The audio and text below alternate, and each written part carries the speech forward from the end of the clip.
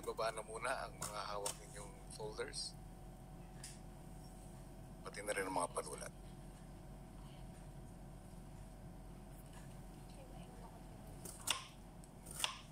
Medyo mapilit-pilit man talaga.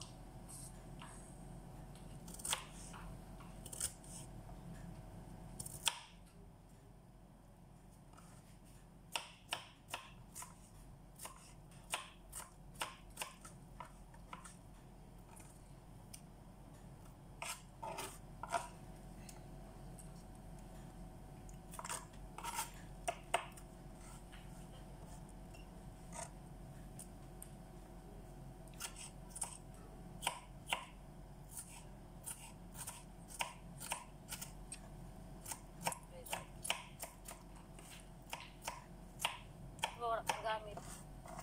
Wala kagamit.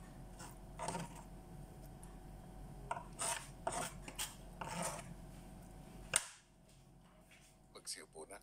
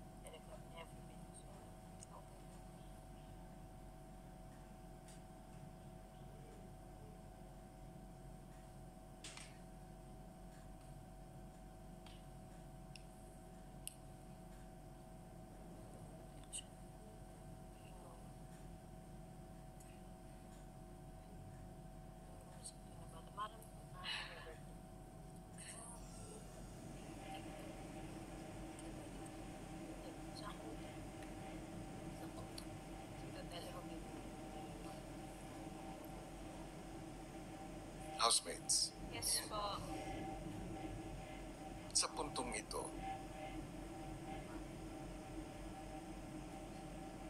ay tinatapos ko na ang inyong party kasama ang inyong mga pinamahal na nanay. Pero, bago kayo magpaalam sa kanila, ay gusto ko munang magpasalamat sa inyo, Rosalinda, Marian, Evelyn, Flora, at Jessica. Una, dahil sa inyong pagpunta rito para lang makita ang mga anak niyo kahit sa maikling panahon lamang.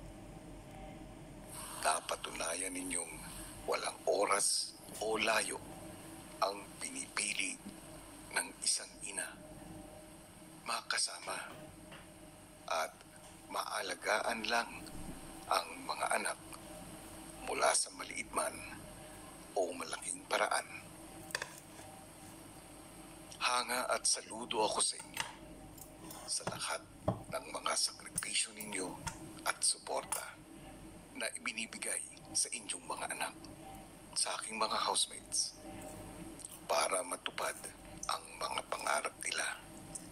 Kahit pa ang kapalit ay mapalayo sa kanila ng mahabang panahon. Muli, maraming salamat sa inyong lahat.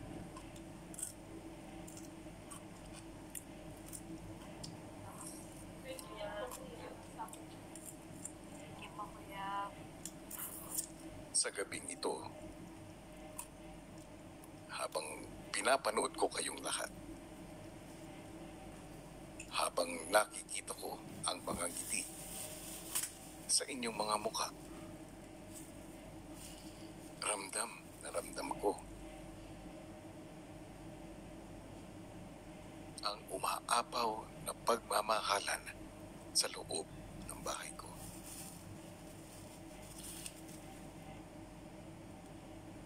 Talagang walang makakapantay sa pagmamahal ng isang ina sa kanyang anak.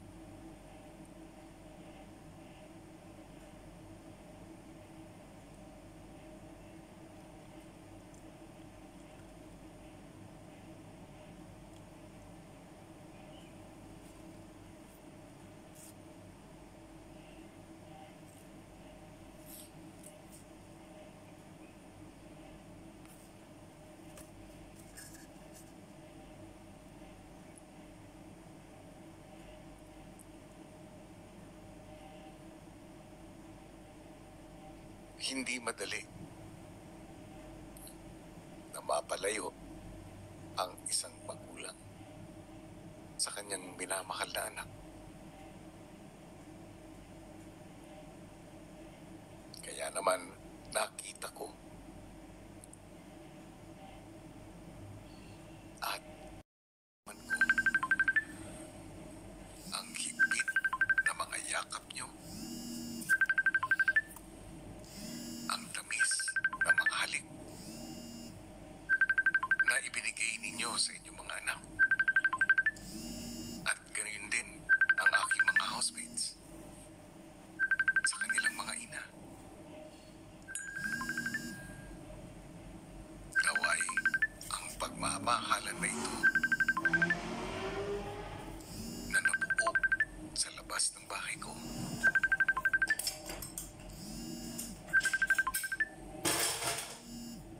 na nasaksihan ko dito sa loob ng bahay ko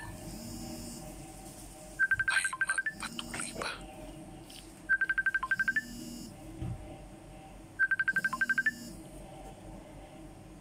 Nang walang hanggan.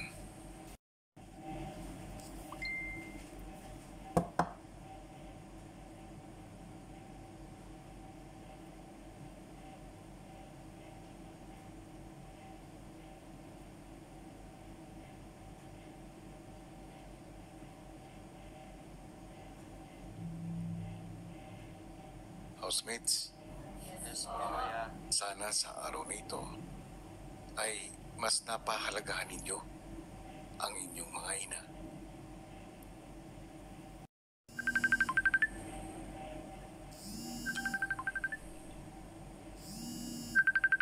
Nararapat talaga na ibigay ninyo ang respeto, pag-alala, at higit sa lahat, ang pagmamahal.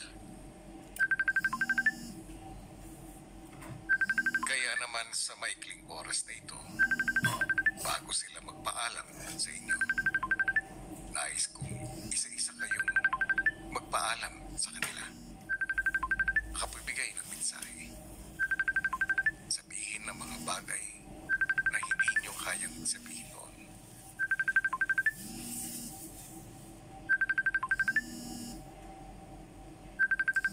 Magsimula tayo sa iyo, Dustin.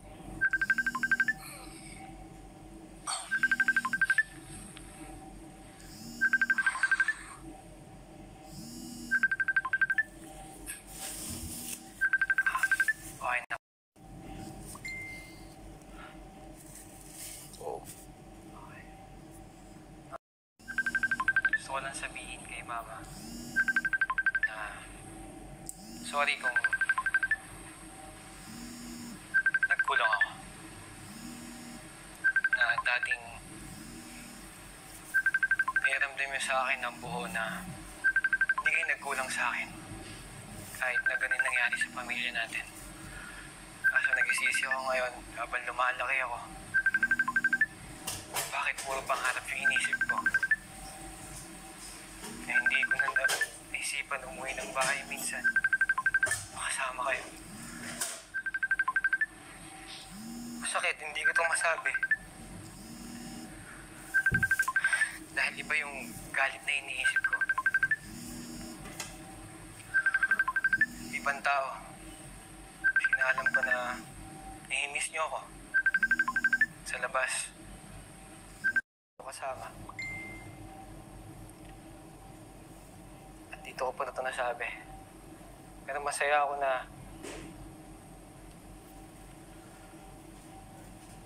kahit paunti-unti nakakabawi ako sa inyo. Pangako ko, Ma, paglabas ko rito. Tapos nito, mas mabubuo yung pagmahal natin. Pagmamahal ko sa inyo. Hindi mawawala yun. Yun lang, Ma. I love you.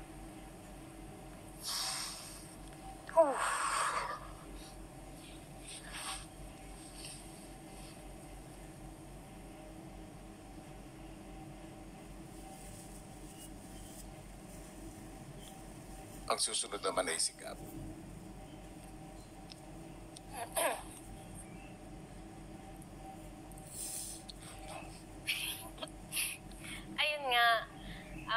parang saya ako ngayon kasi parang tagal ko na nga hindi nakita si Mama.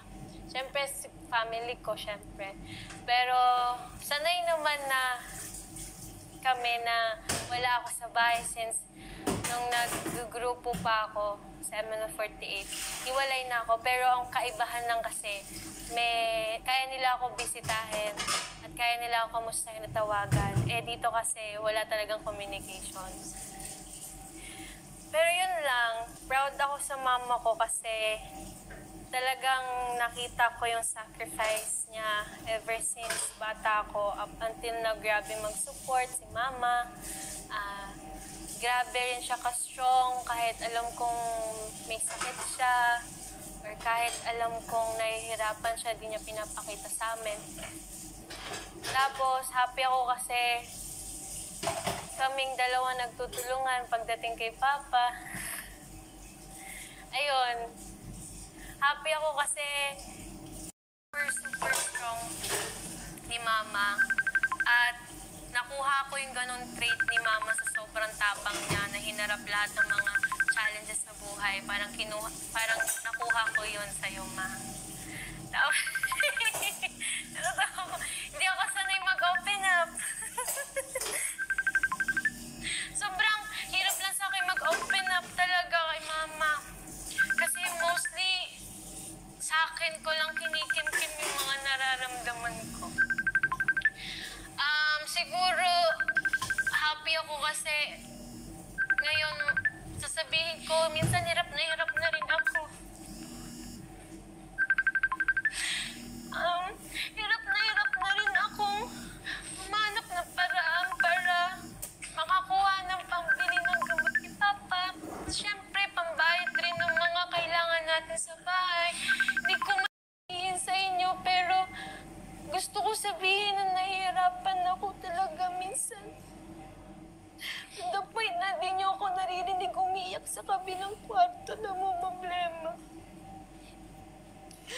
Pero happy ako kasi kahit nahihirapan ako, nakikita ko naman kayo masaya. Nakikita ko naman na buhay pa kayo. Nakikita ko naman na nakakakain pa naman tayo. Kita ko naman na nagtatawanan. Minsan umaalis tayo kasi alam kong masaya kayo. Tsaka gusto ko paglabas ko o pagtapos ng dito po sa PBB, gusto ko maging open na ako sa mga nararamdaman ko.